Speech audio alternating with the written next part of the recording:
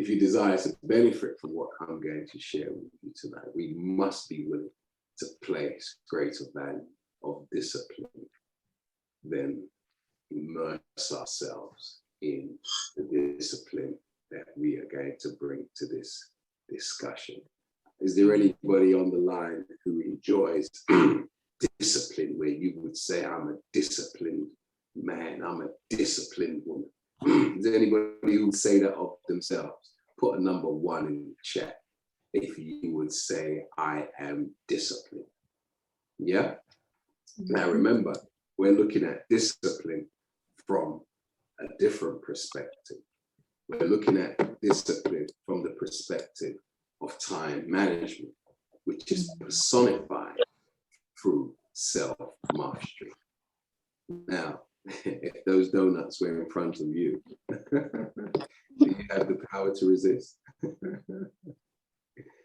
So many of us, myself included, we say we're going to give up things, and sometimes the allure, when that which we say we're going to give up is presented to us, we find it very difficult to resist.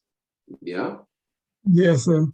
If we look at the attached picture, it represents, or it doesn't represent punishment, because sometimes you can view this as punishment. Why don't you eat it? It's nice. If you don't have it, it's as if, you put yourself under some kind of burden, some kind of punishment. That's because you don't see yourself as a disciplined person or enjoying a discipline. Now, if our young sister here in the picture is not being punished, then therefore she's enjoying the virtues and the characteristics of being disciplined, because she's acting in accordance with knowledge that she has acquired, and she's arrived at a determination to decline anything that takes her away from her goal. Okay? She's reached that level where she's not going to allow anything or anybody to take her away from her goal. And that goal could be to stay away from carbohydrates and to stay away from these high levels of sugar that are laced with these niceties, these things that appeal to your palate, but really, wreak so much havoc and destruction on your body once they have passed your throat.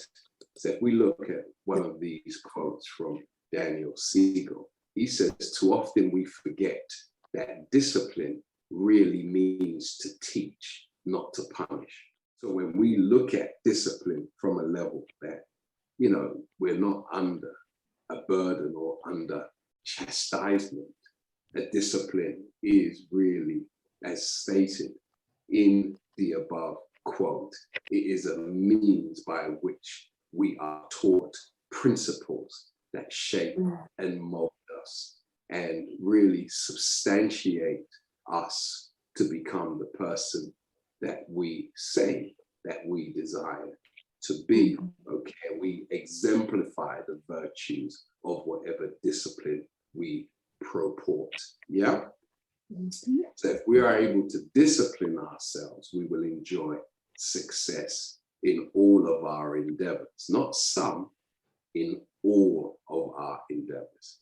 We fail because we fail to achieve most of what we plan to achieve because of a lack of discipline. So we don't generally like anyone telling us what to do we? And sometimes that aversion of not wanting to listen to others extends all the way to ourselves. Because when you think, when you speak to self, most of us are in rebellion against the very voice within ourselves that is there to guide and protect us. All right?